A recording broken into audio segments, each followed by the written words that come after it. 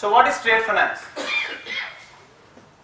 The definition says the trade finance facilitates cross-border and domestic trade flows between buyers and sellers. So what are the objectives of trade finance? The risk mitigation, reduction in the cost of finance, and the balance sheet management. Can anybody among here, and preferably non-banker, can share what are the risks in trade finance? If you are a buyer or a seller and either into import or even export, what are the risks, major risks?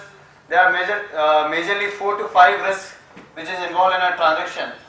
Can somebody share here? Currency fluctuation is if you are importing.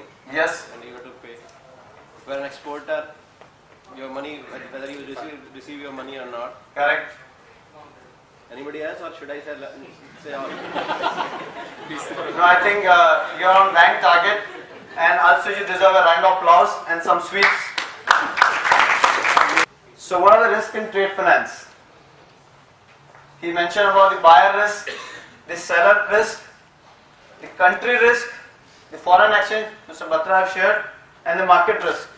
So if you are a seller, you may be afraid of whether you have got the dishonest buyer or whether he will delay the payment. But if you are a buyer, you will be worried whether goods will be delivered to you as per the specifications, whether they will arrive on time. You know, in Middle East, if you are in, Ramadan is coming, there is a lot of sugar import.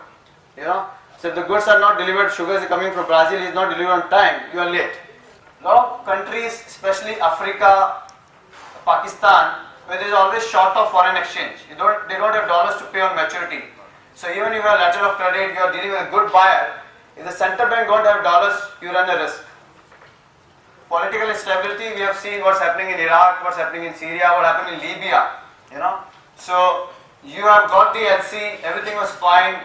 Before maturity, there is a political stability, and whether now you're worried whether the payment will be made on time. Civil unrest, what we've seen in past in our country, in different countries around the globe, that what's happened in Turkey, what happening in recently in Hong Kong. Nobody could think of that country like Hong Kong or Singapore. Especially Hong Kong can face that. So civil unrest, foreign exchange rate, we all know the fluctuations, and the market risk.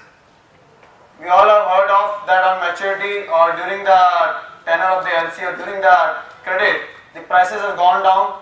The buyer don't want to take up the delivery because the metal price has gone down or cotton price has gone down. So you will say this was not the right crop, you have sent me something wrong. He will come with the discrepancies, he will come and take the stay order. So again, the price fluctuation, the market risk. End of the life cycle, IT. Products have been changing, you are not able to sell a whole stock, and you again have the reasons to delay a payment. So how we can mitigate this risk? Yeah, if you're looking for a new buyer in a new country, you have a lot of different options, DNB report, trade reports, trade bureaus, which can give you a fair idea, and if it's rated, that whether he's a eligible buyer whom I can transact with. You can, once you have done a sales contract, you can go with the advance payment option. Letter of credit we'll discuss in length. Promissory note, which is very popular in Middle East. Documentary collection.